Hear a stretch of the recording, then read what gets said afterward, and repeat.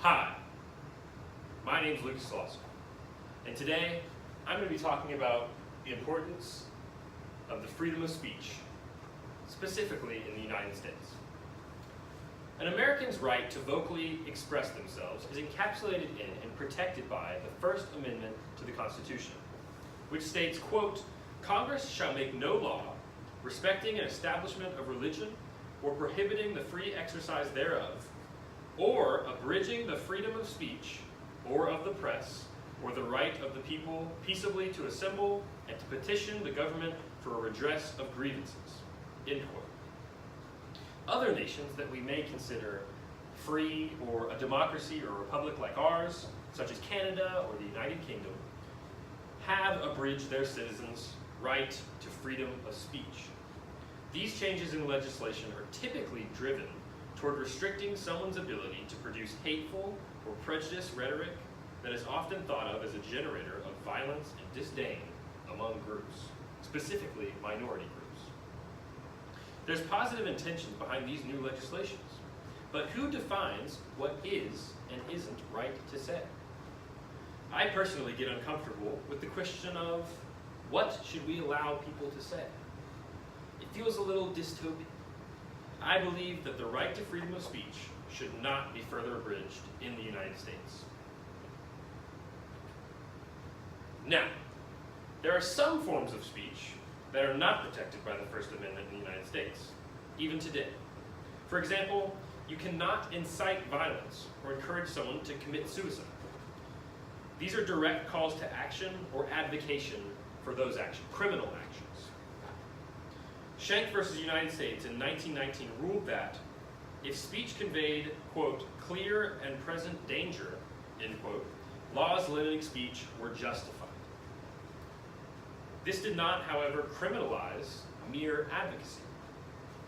This was later overturned when groups such as the Ku Klux Klan publicly advocated for violence as a means to get political gains. The current legislation restricts both the clear and present danger of Schenck versus United States and advocation for criminal acts. The Supreme Court holds that, quote, "advocacy for the use of force is unprotected when it is directed to inciting or producing imminent lawless action," end quote.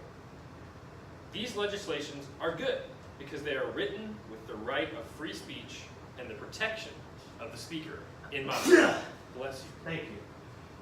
To contrast this, American legislation, here is a statute from the Public Order Act of 1986, which is currently active in England, Scotland, and Wales. The statute states that, quote, "a person is guilty of an offense if, with the intent to cause a person harassment, alarm, or distress, he A, uses threatening, abusive, or insulting words or behavior, or disorderly behavior, or B, displays any writing, sign, or other visible representation which is threatening, abusive, or insulting." Now note the overuse of the word "or," and I'll get back to that later. So, it is a crime in much of the United Kingdom, not Northern Ireland, to use insulting words, behavior, or writing with the intention to distress or alarm someone. One way of looking at this is that the government has the tools it needs to prosecute racists, sexists, etc. But another angle is that it's illegal to insult someone. Another issue is just how broad the language is. What exactly is disorderly behavior? Are there specific lines drawn for what constitutes an intention to cause alarm or distress? The American law is specific and protects the individual's right to free speech, protected by the First Amendment. It isn't easy to prosecute someone based on their speech unless and only if they meet some specific criteria. Consider the use of "and" in the American legislature. It isn't broad, it's very specific, it's restrictive. Clear and present danger has to be both. Meanwhile, The British law is so broad. Consider the use of the word or. Do you remember how many times I said or?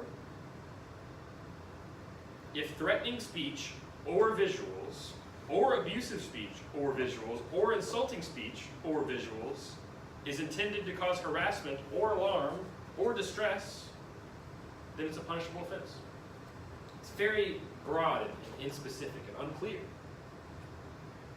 But in the United States, the legislation is designed to defend the accused. Hence, the specificity involved in defining certain speech as unlawful. In many European nations, the law is designed to defend the accuser, or the victim, in turn making it easier to accuse someone of a crime, whether or not they've committed it. This makes accusations directed at guilty and innocent people easier. So, it's a bit of a double-edged sword. The US is also double-edged. It just makes both instances harder. So, in the European countries, it's easier to get the bad guy, but it's also easier to get someone innocent. In the US, it's harder to get both. More importantly, the US way results in a more open society, where the government is less able to restrict people's speech. In April of last year, a UK resident, 19-year-old Chelsea Russell, was found guilty of, quote, sending a grossly offensive message by a public communication, end quote.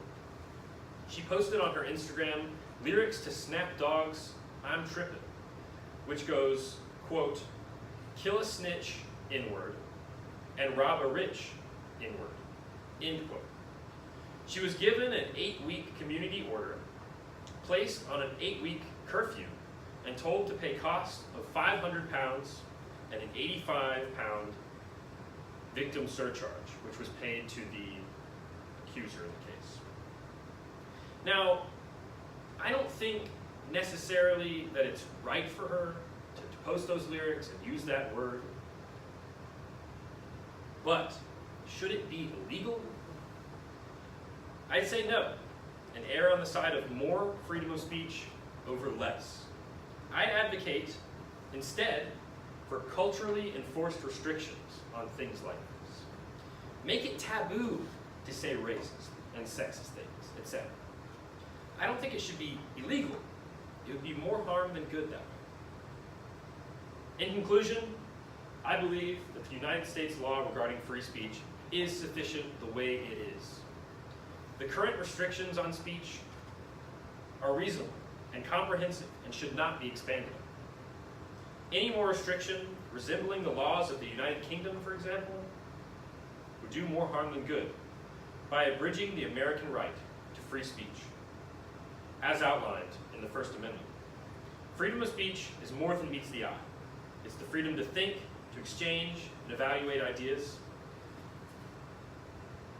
And I believe that it is the most important right to an American citizen. Thank you.